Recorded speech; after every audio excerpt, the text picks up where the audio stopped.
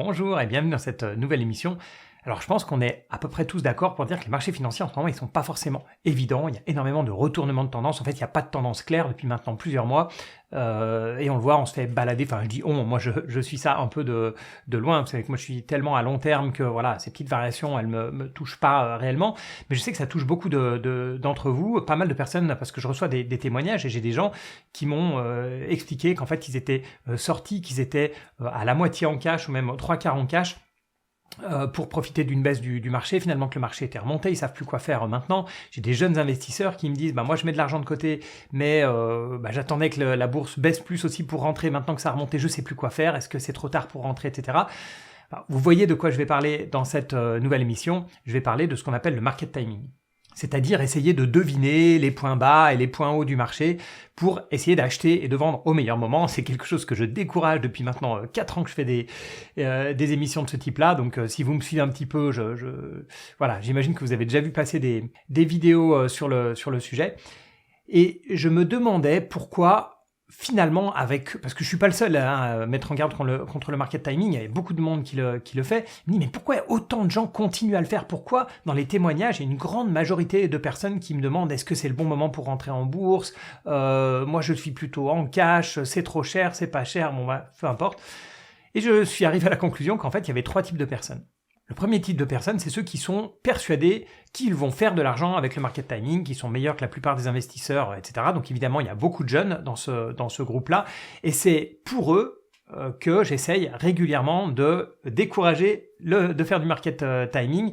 Donc voilà, ça je peux comprendre. Eux font du market timing parce qu'ils y croient, ils pensent qu'ils peuvent gagner de l'argent. Alors attention, il y a des gens dans le monde qui gagnent de l'argent comme ça en rentrant et en sortant au bon moment, mais on est bien d'accord, c'est une partie extrêmement faible des investisseurs, et la grande majorité des investisseurs ferait mieux en tout cas de ne pas jouer à ce jeu-là.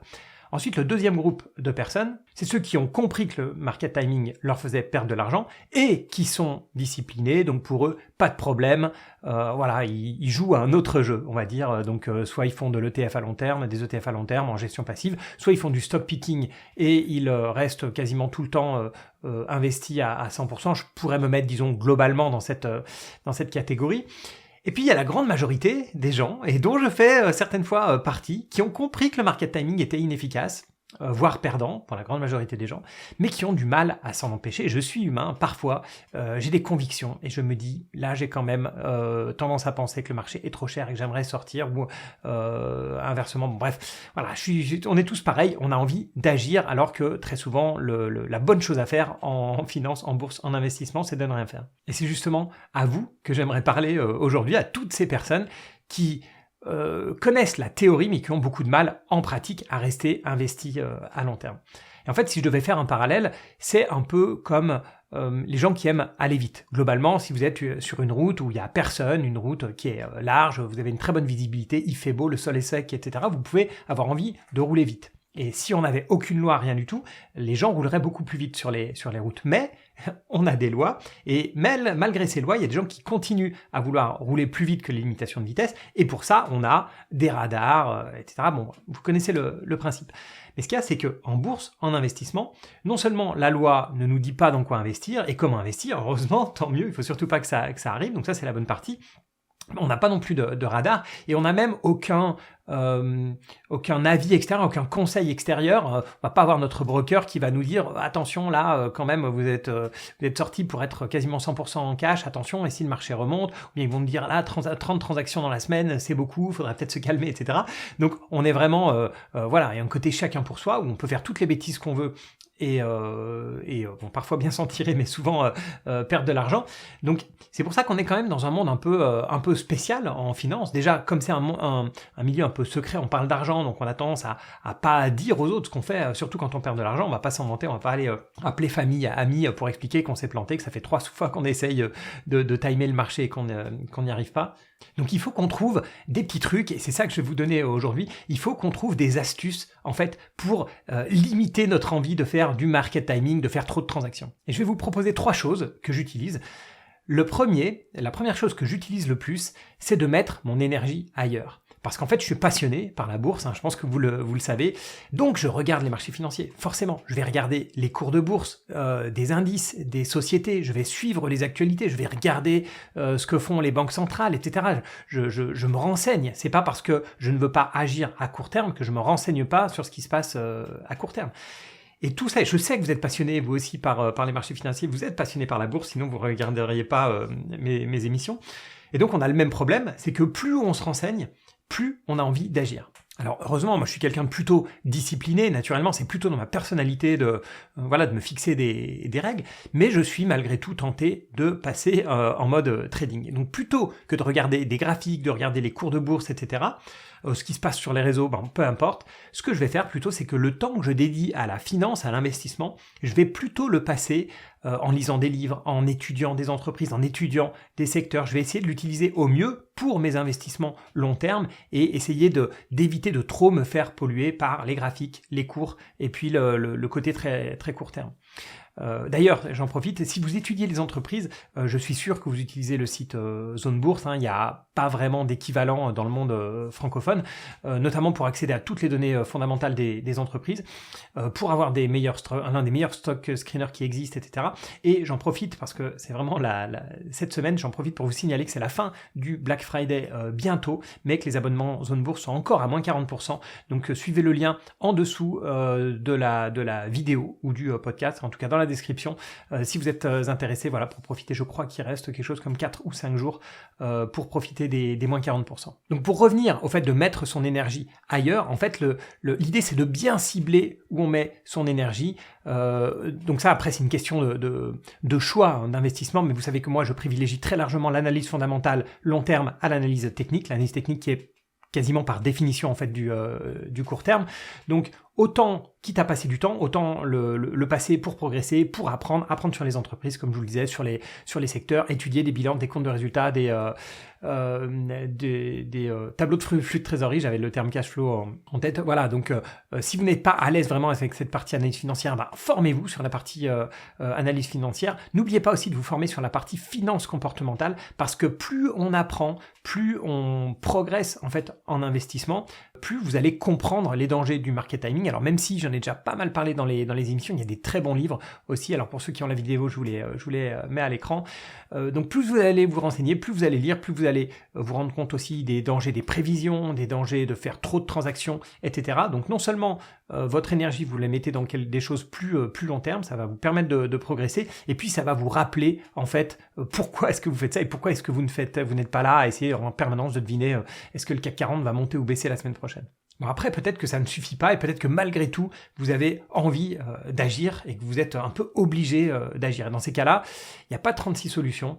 Le plus simple, c'est d'avoir malgré tout une discipline, mais se laisser un peu de marge de manœuvre. Donc le plus simple, c'est de vous définir un portefeuille, un cœur de portefeuille, si vous voulez, qui va représenter au moins 80% de votre investissement, donc 80, 90, 95%, ça dépend aussi des montants en jeu, ça dépend du niveau de risque que vous êtes prêt à prendre.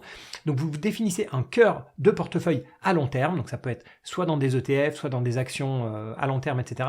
Et vous gardez une partie du portefeuille pour, entre guillemets, j'aime pas ce terme, mais on parle de ça, pour, entre guillemets, jouer, pour, entre guillemets, essayer de battre. Là, je parle pas de battre le marché, mais de timer le marché. Ça veut dire aussi que si vous gardez une petite poche de 20% ou de 10%, vous n'aurez jamais plus de 10% ou 20% de cash, parce que le but ici, c'est de rester investi à long terme, mais vous vous laissez, cette petite poche de 10-20%, soit, comme je le disais, pour essayer de timer le marché en étant en cash, ou bien en étant dans des entreprises plus risquées, mais au moins vous êtes à l'aise parce que ça vous met c'est une petite soupape en fait qui vous permet de vous lâcher un petit peu, de faire des trades un peu plus risqués, de faire des trades à court terme, d'essayer de timer le marché, mais vous savez que vous avez 80-90% qui restent investis à long terme, soit dans des ADIS au travers d'ETF, soit dans des belles boîtes qui sont là pour durer avec un risque bien diminué. Donc ça, c'est une manière de faire.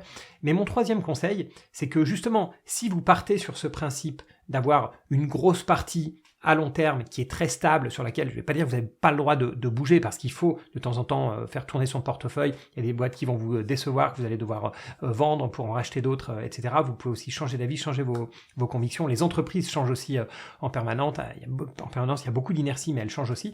Donc il y a ce cœur de portefeuille qui va être très stable avec une grosse inertie, vous jouez sur le reste. Et donc mon troisième conseil, c'est pour faciliter la compréhension, c'est d'avoir des comptes séparés. Donc que vous ayez vraiment, non seulement dans votre tête, mais aussi très concrètement, des comptes qui sont pour l'investissement à long terme et des comptes qui sont pour schématiser un compte de trading. Par exemple, vous pouvez avoir des assurances vie dans lesquelles vous allez mettre des ETF ou des grosses entreprises, enfin pour les assurances vie, souvent les moins chères, permettent d'avoir des ETF et des titres vifs, souvent les plus grosses boîtes en direct. Donc vous allez avoir assurance vie, vous allez avoir compte titre, PEA qui vont être dédiés à l'investissement. Et puis de l'autre côté, en général, un compte titre, parce qu'un compte titre, c'est ce qui permet d'investir dans le plus de produits, dans le plus de marchés de manière facile. Voilà, un compte titre qui va avoir un montant dédié et sur lequel vous allez pouvoir faire un peu ce que vous voulez, dans les limites du raisonnable. Et l'avantage aussi, c'est que si vous, entre guillemets, grillez votre compte, si vous perdez pas mal d'argent, ça va vous faire mal et il faut pas le faire de refinancer ce compte-là. C'est un compte, si l'argent est perdu, il sera perdu, mais bien sûr, le but d'avoir des comptes séparés, c'est justement de ne pas utiliser l'argent serein, l'argent à long terme, celui qui est bien placé selon les règles de l'art, pour refinancer ce compte-là, garder ce compte-là le plus petit possible, juste ce qui vous permet de lâcher la pression, de vous amuser quand même.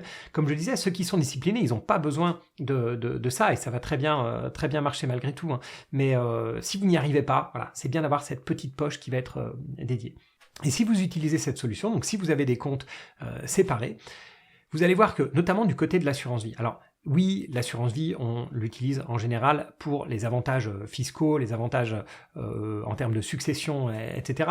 Mais vous allez voir que les assurances vie, alors bien sûr, prenez les moins chères possibles, hein. Les assurances vie, c'est pas pratique. Et oui, c'est pas pratique. Pourquoi? Déjà parce qu'en termes d'accès, c'est souvent moins évident que juste une appli sur le... Enfin, il y en a qui ont des applis, mais c'est souvent un petit peu plus compliqué d'accès. Et puis surtout, une assurance vie, on peut pas acheter comme ça. Ce sont pas des titres que vous allez acheter sur le marché, que ce soit des ETF ou des titres vifs.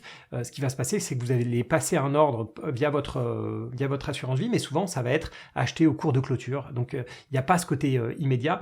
Et comme c'est pas immédiat et comme c'est pas pratique, souvent il va falloir faire des arbitrages dans votre portefeuille, etc. Bon, bref, c'est pas adapté pour du trading. Ça va, pour moi, ça a un peu l'effet, si vous voulez, du paquet de gâteaux que vous voulez pas manger, ou vous voulez pas trop manger. Il y a une énorme différence entre laisser la tablette de chocolat, le paquet de gâteaux sur la table, comme ça à disposition, ou bien le planquer en haut d'un placard. Voilà, vous n'avez pas toujours envie de faire l'effort ou de prendre une chaise pour monter tout là-haut. C'est le truc des fumeurs, hein, qui vont planquer un paquet quelque part, etc.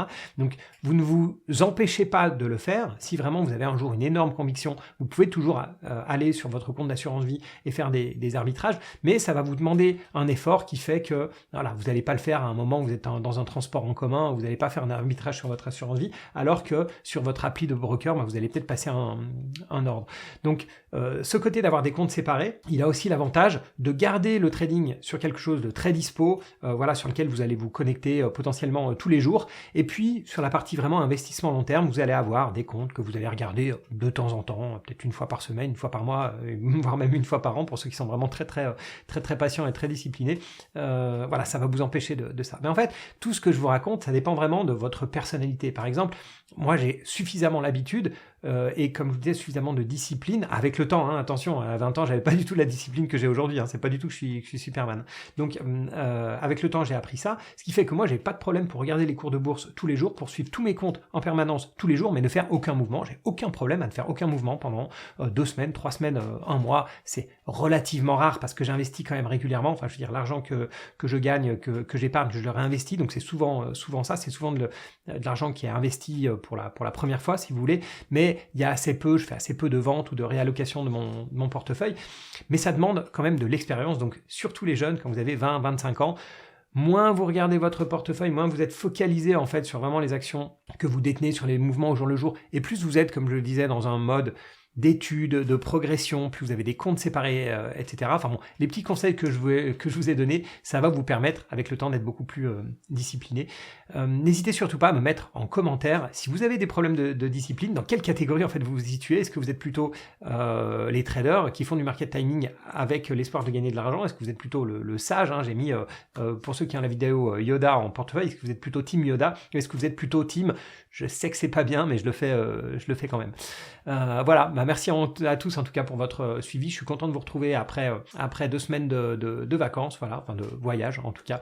Merci à tous pour votre fidélité, c'est toujours très très sympa de voir vos likes, de voir vos commentaires, etc. Donc continuez. Sur la partie podcast, continuez s'il vous plaît à mettre des avis. C'est beaucoup moins visible le podcast, mais ça reste très sympa. Moi je suis un fan de podcast, donc je vous salue à tous qui m'écoutez uniquement dans les oreilles avec votre casque. Voilà, donc salut à tous, et puis n'hésitez pas surtout à me mettre 5 étoiles pour le référencement. Voilà, merci encore et à bientôt pour une autre émission.